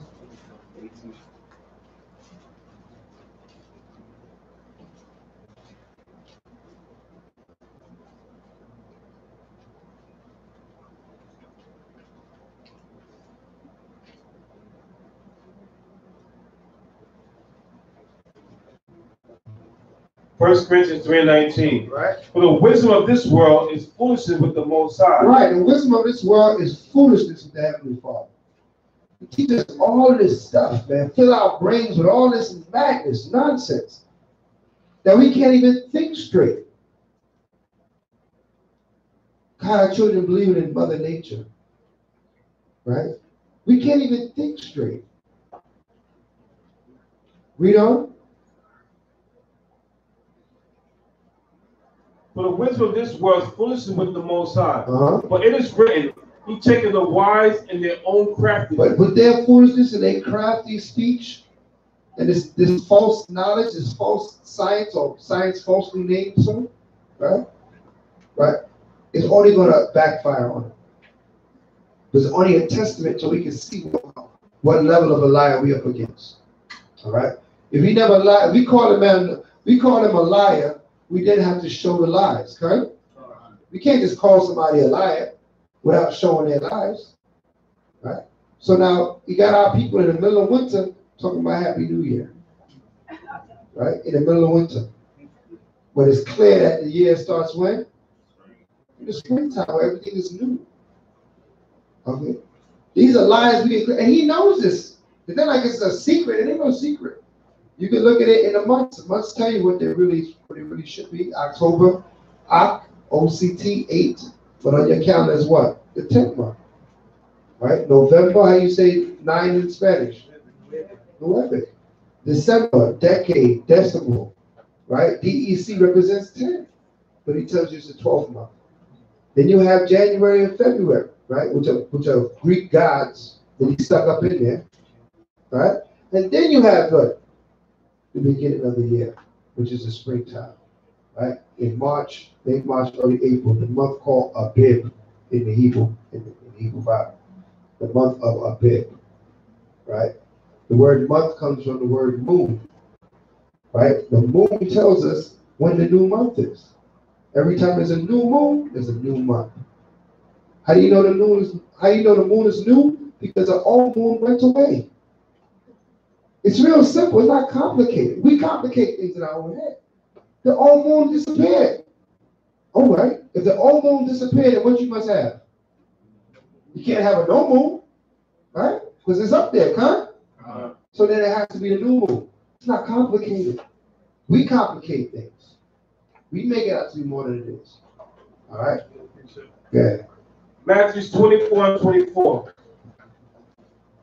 For there shall arise false Christs and false prophets, and shall show great signs and wonders, insomuch that if it were possible, they shall deceive the very elect. That's a straight History Channel right there. Right? That's a prophecy of the History Channel. Because he used all his technology to show these great wonders and signs. You swear it had to be that way. And it's all fabricated. It's all in the imaginations of man. None of that happened. He's talking about traveling through light years in space. He got a rover on Mars. All lies. Right? He ain't been beyond the firmament. Right? So we have to understand these things. Okay. He has not been outside of the firmament. Right. So we have to really take time out. I know you got to go to school, you got to pass your test. It don't make no sense arguing with your teacher, you ain't going with that argument. Go to school, learn the nonsense that they tell you, right? Pass your test. But after you pass your test in your class, throw that knowledge in the garbage and learn the true knowledge of the Most High God. It's all written in the book. It's all written right here. Right? It's all written here. All right, so let's finish up. It's almost break time. We at Exodus 38:22. Okay, let's finish the chapter.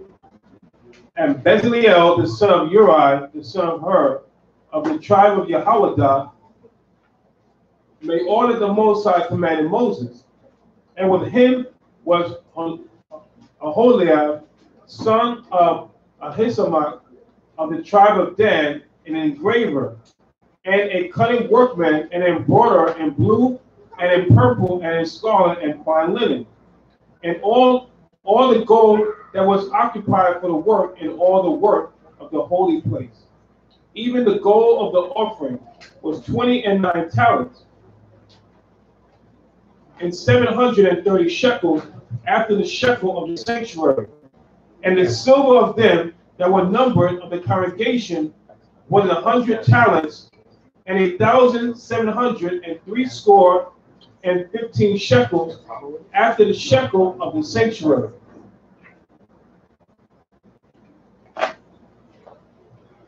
Sorry, 26. And Becca, for every man that is half a shekel after the shekel of the sanctuary, for every one that went to be numbered from 20 years old and upward, for 600,000 and 3,550 men. And of the 100 talents of silver were cast the sockets of the sanctuary, and the sockets of the veil, and 100 sockets of the 100 talents, a talent for a socket. And of the 1,775 shekels, he made hooks for the pillars, and overlaid their chapiters, and filled them. And the brass of the offering was 70 talents, and 2,400 shekels. And therewith he made the sockets to the door of the tabernacle of the congregation of the brazen altar, and the brazen grate for it, and all that the vessels of the altar, and the sockets of the court round about, and the socket of the court gate, and all the pins of the tabernacle, and all the pins of the court round about. Right, so every socket, every pin was made exactly the size that the Most High required us to make it. He didn't leave anything up to our open interpretation. That's the way the Most High operates. He doesn't leave things to our own interpretation. He tells us right from wrong. He tells us how he wants things done. It's up for us to do the things the way he had told us. Everybody understand that? All right, so right now we're about to have a break. We have 2 more chapters left to go before we close out Exodus. We're going to break for about a half an hour to 40 minutes. We have the Passover coming up, okay? When is the Passover? April 19th. When is the Passover? Fine. It's going to be held in Gold Choice Ballroom. We need to do a video to invite Israel to take part in the Passover so everybody knows where to go and who to contact. All right? We got to get this done. All right? So, where's Cass? Huh? He's in the back. You heard? Come on, Chad. Come on, as a family in Light of Zion, we want to invite, the children of Israel to come and take part in the Passover celebration. So I'm thinking that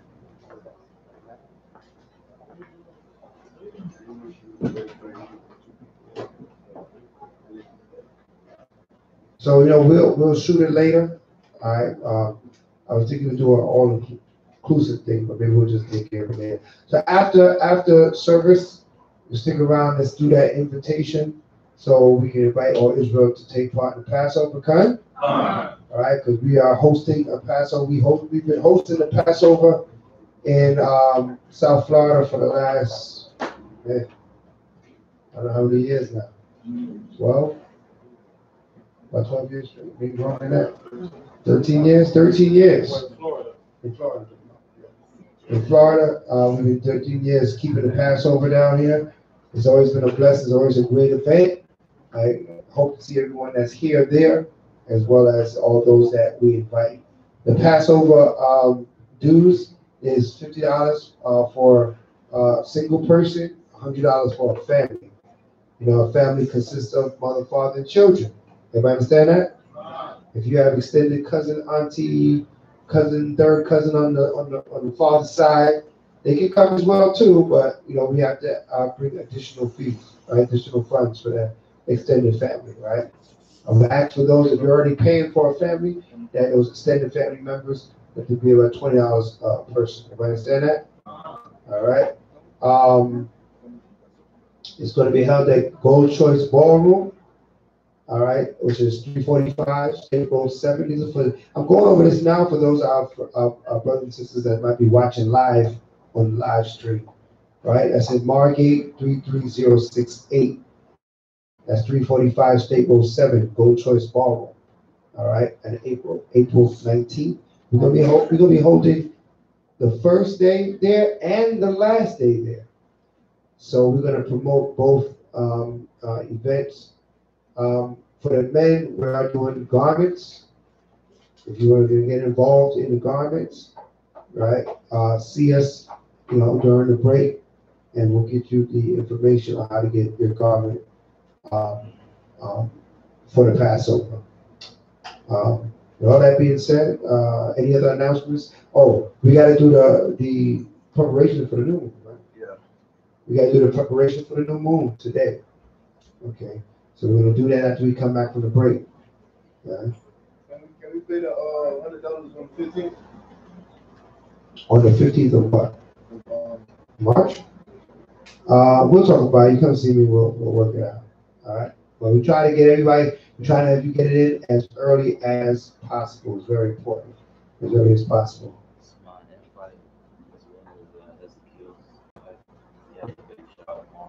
Okay. Okay, fine. Some quick announcements. that I just received. If you didn't see, you just received it. Um,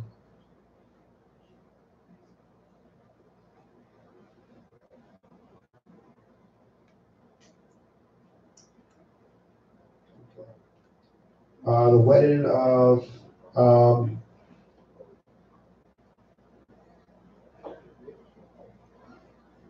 there's two different things here.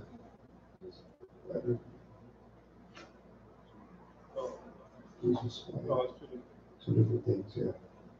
All right, let me do the baby shower first. We're having a brother, Kazakia is having another child, right? He's trying to catch up to me, right? And he's having a shower tomorrow, right? Yeah, it's March 7th. It's tomorrow? Okay, this is Judge. I'm sorry. You had me. All right. Did you have anything for the show? Did you have anything for the show? No. Okay. This is all for you. Okay. Now I understand what's happening. All right. So, brother Kazaki is having a shower for his addition to his family tomorrow. But I don't have the details for that. Who knows the details? Matter of fact, Kazaki, you want to tell me the details so I can make the announcement? I don't know the details. Sunrise Complex Center. Sunrise Complex Center? It's going to be tomorrow 3:30. Tomorrow 3:30 to 7:30? Okay. Tomorrow 3:30 to 7:30, Sunrise Complex Center. I believe it's on a WhatsApp. If anybody here is not on the WhatsApp, raise your hand if you're not on the WhatsApp for the Light of Zion. If you're not on the Light of Zion WhatsApp, all right, brother, give your number to Ezekiel, and he will put you on the Light of Zion WhatsApp so you can get all the announcements. Because all these things we put out there, so everybody knows already, so we don't have to make the announcements. As well as I was giving you April 7th. April 7th is the wedding of Emmanuel and Lakita, and it's going to be at Collins Ave, right? 10800 Collins Avenue, Miami Beach. All right, it's April 7th. They're asking for RSVP. For those that don't know what that means, they want you to let them know you're coming. All right. So RSVP to their wedding ceremony, which is going to be held April 7th, 2019. Okay, more gifts coming out. The streets has been very thirsty for this right here. All right, this is the LOZ album finally on 3 years in the making on CD.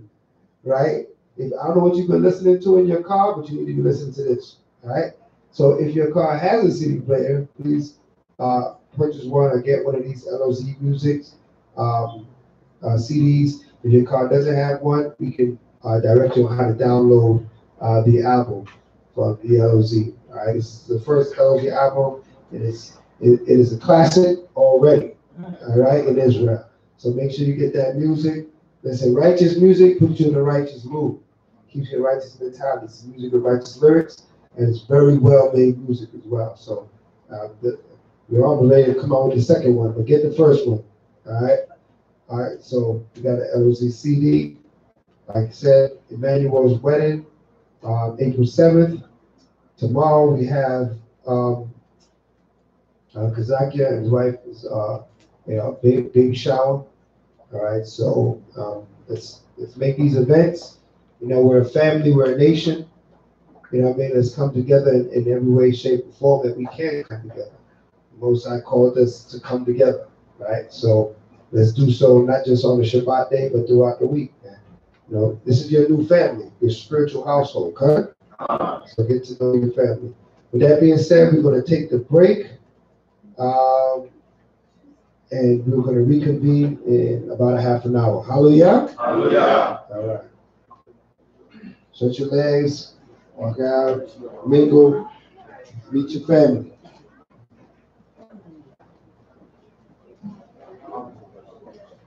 What you got? Say it loud.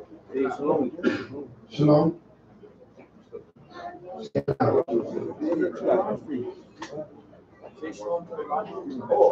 Shalom is the mic. Oh, sign off from the live. All right. Shalom, everybody that's watching us on live stream. We'll be back in about half an hour. Hallelujah.